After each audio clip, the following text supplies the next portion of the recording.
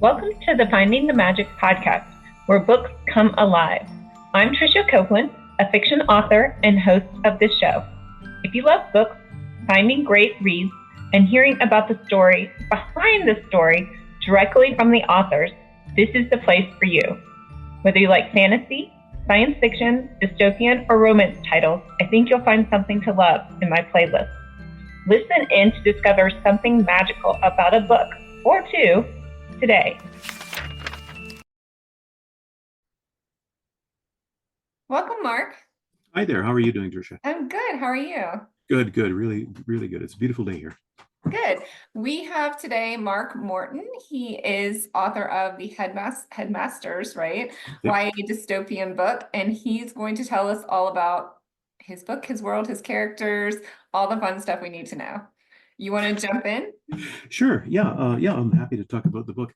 In a way, what I think is even more interesting in the book are some of the ideas under it that I explore in the book. Like, it's not like the book is an allegory or, an essay or something like that. It's fiction, and it's a fast-paced, character-driven novel. But what really interests me are big ideas like memory and culture and human identity and things like that. What our responsibilities are as humans toward one another, things like that. So those are the kinds of things that the characters have to confront in the novel. Give you one example, which will require me to sort of lay out a bit of the plot. So about 60 years before the novel begins, there was some sort of global catastrophe that resulted in apparently everybody on Earth not losing their ability to speak, but jumbling up the vocabularies so nobody could understand anyone anymore, except for within this one small community where the disaster actually originated.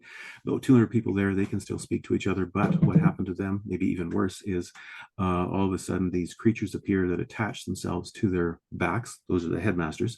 They look like plate-sized water beetles, sort of, and they have these little tentacles or coils that they put into your brain. And for about 18 hours of every day, they can control humans. They can control humans' actions. If a person tries to do something the headmaster doesn't want, they can give them a jolt of pain.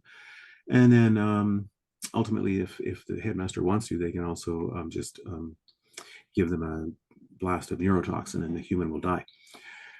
Now, because it's happened for about 60 years, every time a headmaster gets passed from one person, like let's say one generation to the next generation to the next generation, there's sort of 3 generations, the memories of those earlier hosts get transferred as well to the new person. And if that new person inadvertently kind of triggers memories from one of the earlier hosts, that can be disastrous. I think of it as like trying to run 2 operating systems on a computer at the same time. It just doesn't work. And that can, at the very least, it's very painful. And if it happens sort of a second time, your brain is just fried. You just die. So they have created a culture in this small community, or actually not a culture. They have created a protocol within this community that nobody talks about the past, because if you talk about the past, that might trigger some of these previous memories. So the characters have to exist, and Maple, the protagonist, she's about 12 when the novel starts and 20 when it's over. So she's growing up in a society, not a society, she's growing up in this community, very remote community, where the past is just not known. You can't talk about the past, even her own past. She can't really talk to anybody. So, I'm kind of exploring what would it be like, to not know what your community's past is, not know what your culture's past is, and not even be able to talk about your own past with anybody. How does that affect identity? And, for the vast majority of people in the community, it has totally dehumanize them. They're almost like automatons. Even when the headmasters aren't controlling them, it's just like they're going through the motions of life.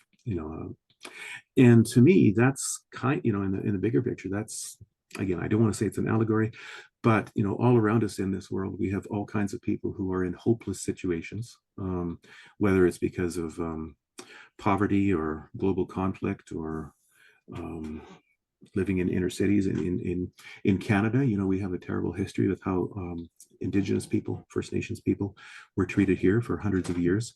So there's communities everywhere who I think feel downtrodden and hopeless, and just like Maple and her community. So what I wanted to do was write a novel that explored that kind of thing, and also try to find a way in which hope could be resurrected, because I think it's only out of hope that we can find action. That is such an Period. amazing premise to explore that idea, because I mean, the headmasters are making sure that the humans can't remember that this has been going on, or don't know that this has been going on for 3 generations. So they almost don't even think to get out of it, right? Exactly. And where, and you're right, you just become a robot. You're just doing the same thing every day without even contemplating that your life could be more or different or better, right? Yeah, and there's smaller analogs to that too. I mean, maybe less menacing, but like my kids, certainly my 2 youngest kids, I mean, they grew up with the internet and cell phones and stuff like that, and to them, that's how life has always been. There's always been this social media presence, and I think they can't really imagine what it would be like not to have that. Right. Well, it's interesting. I was talking with another friend, and she said she heard a study that they were talked to like a group of young adults, like high school students, teenagers, and they asked them, okay, well, if you, and you know, this is in the United States, so I don't know if you had slavery in Canada or not, but obviously we did here. And they asked all of them, if you lived in the South, would you have been a slave owner? And of course, the resounding answer was like, no, I would have never done that. But can you really put yourself in that place?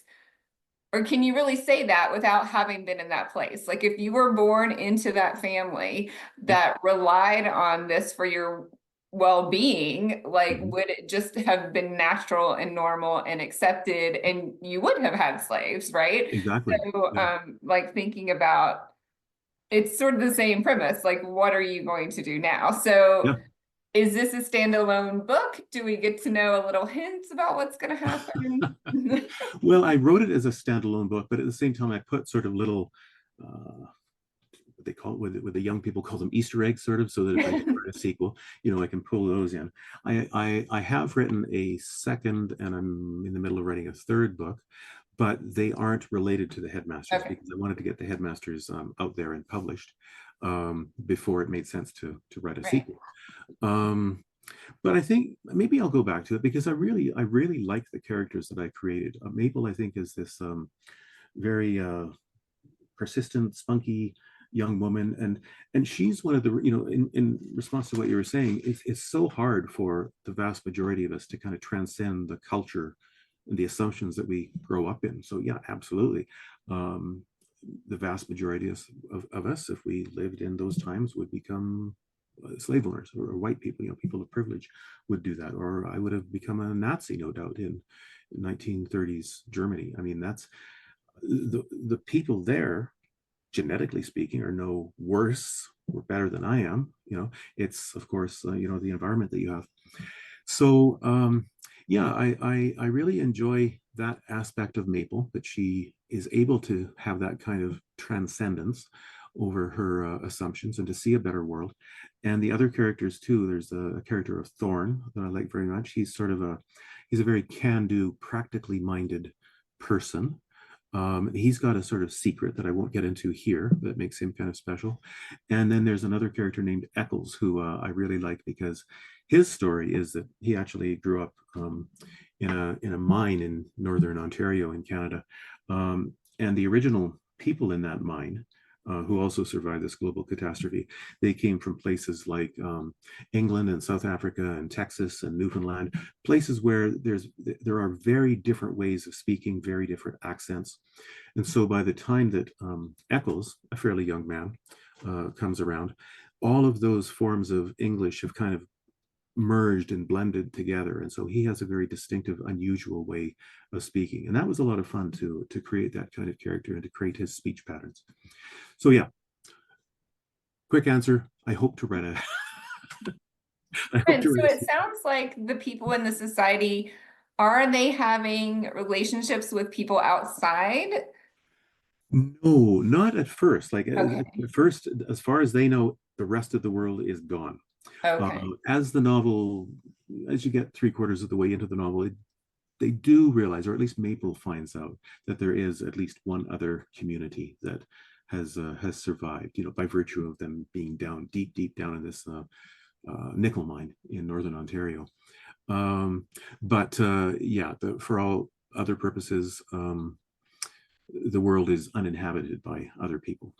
Okay. And it sounds like, I mean, 8 years is a long time to span one book. Mhm. How do you do that? That just seemed to come very naturally. I worried about that. I thought, oh, am I going to have like part one, part two, 4 years later, things like that, do it in a very deliberate way. But I didn't. It just, as the book progressed, she grew up with it. I mean, there are most cartoons or most comics, of course, the characters don't age. Charlie Brown is still the age, years old or whatever. And now 80 years later, there are a few newspaper comics where the characters actually do age. And so it just seemed, as the plot progressed, that the characters just naturally aged and became more mature. So I didn't find that to be a challenge. I think what sometimes became more of a challenge was just trying to maintain that the worldview that they, or most of them, have, because it is such a constrained worldview. Not knowing that, in fact, they can't even leave this community. If they try to leave, the headmasters will sense them coming up with that plan and will give them a shock or even just kill them. So they are extremely isolated, not just in terms of geography, but also in terms of, as I said, history and memory and social relations, things like that. And it was sometimes hard to create that, because that's so different from my world or our world, where everybody's connected. And we know all kinds of things that are happening globally. So it was hard to keep imagining what it would be like to have such a small world. Right. I always have to put like things next to my computer that reminds me of the personality in the world, Yeah, yeah, what's going on and what their perspective is and where they yeah, are. I don't yeah, know if you do the same. yeah. But so do the characters also have families? I mean, do they have those family bonds? The family unit has also actually kind of mostly disintegrated in the novel. And that's partly because one of the awful things about the headmasters is they want to control they want to control female reproduction. Might sound familiar. And so instead of allowing women or partners to conceive when they want to, they control that, because they don't want to have too many humans. They want to just have a few extra humans to replace the ones that die, so the headmasters can go on those new people. And see, how did I get onto this? What was your original question there? If they had family units or Oh they had yeah, yeah. family So bonds. Maple has her grandfather, to whom she is very, very close, but pretty much everybody else, they don't know who their fathers are, Because because they don't remember the past, right? partly that, but they're also not allowed to know, because the headmasters, when they need a new human to be born, they will just choose a male at random to send into a female, who is known as the breeder, and that's all she does for 8 or 10 years. Okay. So yeah, the family unit is not very strong. Well, it's not strong at all, except for pretty much between Maple and her grandfather. Right. Yeah. And what made you choose this female character? What was that thought process like? Well, we've got 4 kids, and we adopted all 4 of them when they were older. Like, sort of, we adopted them in 2 siblings, and then 2 siblings later. They were all about 8 or 9 when we adopted them. And they have taught me a lot about resilience, because they have overcome so much. I mean, any time a child gets, well, in Canada, they use the frame, become crown wards. They're taken by the state, in other words, because of what their birth families are able or not able to do. And so our kids have been incredibly resilient. And our youngest daughter, Rook, she is sort of the model of Maple because she is a real firecracker, very stubborn, very persistent. And yeah, so she kind of inspired the character of Maple. I don't know if we hadn't adopted them. Well, I can't imagine what our lives would be like if we hadn't adopted them, But if I can't imagine what the character would have been like without having that sort of model in front of me every day of Rook. Right. Yeah. That sounds really neat. So you said you're working on 2 other books. Are these dystopian YA as well, or are you genre hopping? The second Not that one that's a bad thing at all, because I do it. yeah. Well, the second one, and I think of them as what's the genre? Upmarket, which I guess refers to fiction novels that are, they're working with the conventions of a particular genre, but they also kind of have literary sensibilities. The example that I really, really admire is Station 11 by Emily St. John Mandel, which is dystopian, but it's also a very sophisticated novel. So my second book is also dystopian, but it doesn't take place in this world. It's more brutal, so I wouldn't say it's a YA novel. And then the one I'm working on right now, and that one I'm trying to shop out to people, to agents and publishers. The third one, no, it's not dystopian, but it's kind of got some magic. I'm calling it in my head historical magic realism because, for one thing, one of the main characters is a golem, from Eastern European folklore, and it takes place sort of just before and during and after the First World War in France, and also in Winnipeg, in the heart of Canada. So there's a lot of historical things that are happening at the same time that there's this golem who is influencing the plot. So yeah, that's what those ones are about right now. Neat. I don't know what's going on with my video, but no, I can hear you. So Yeah, hopefully no you can problem. hear me too. Yeah, absolutely. Yeah, now I'm on a different camera, but that's okay. We're still here. Yeah. Well, those sound really interesting. So I think you said, well, tell me about your background, because were you an author? You just recently started writing again, correct? Yeah. The Headmasters was published this February. And before I got married, I had written 4 nonfiction books, and they all did really well. I mean, one of them, Covered Love, was nominated for an International Julia Child Award. It's about the origins and histories of food words. They're all interested in either language or language and culture, language and food. Another one of them, called Cooking with Shakespeare, is about food in 16th century England. Food culture. Mm-hmm. So, and then we adopted these kids, and my writing career and my wife's writing career, she's also a writer, came to an end while we were raising them for about 17 years. And then as they became more independent, I wanted to start writing again. But I was kind of tired of writing nonfiction. Just didn't have the brain for it anymore, actually. My earlier nonfiction books, I had to have a memory that I could hold all kinds of facts at the same time. I just can't do that anymore. Plus, I just wanted to draw upon, sort of my imagination more, explore that. And, having read so many stories and books to the kids as they were growing up, that also influenced me. So it was a kind of an unwitting transition from nonfiction to fiction, due to life circumstances, I guess. But it feels like the right place. I'm never going to write anything that's nonfiction again, I'm sure.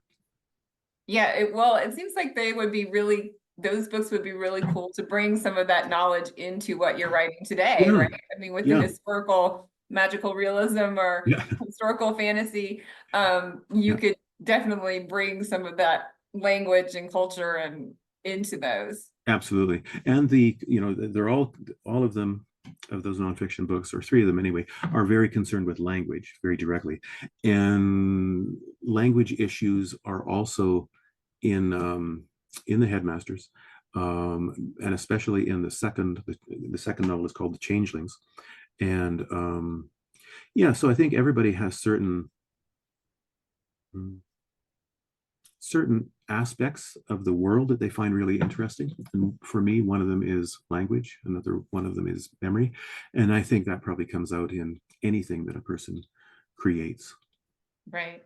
Yeah. So when you first told me about the idea for the headmasters, I thought, well, it sounds like the biblical story of Babylon, right? Where Yeah. he was punishing them for their sins, and Yeah. now they can't understand each other. So it's kind of like their memories are right, or at least they can't communicate with each other. So their memories are, Exactly. Yeah. for all intents and purposes, gone, right?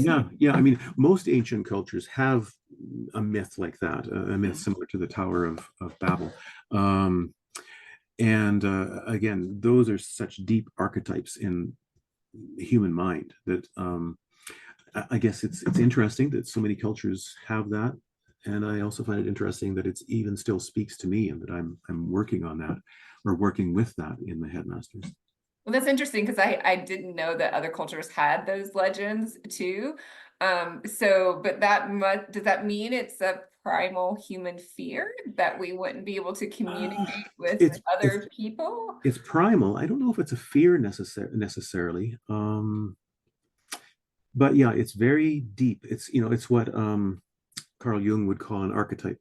It's built into us in the same way that for most birds, the song that they sing is hardwired into them. You can take a robin and raise it by itself so it never hears another robin song, and it will grow up singing a robin song. I don't know how the DNA does that, but it does. Same thing with something like the flood myth. Almost all cultures have the myth of a flood happening sometime in the past.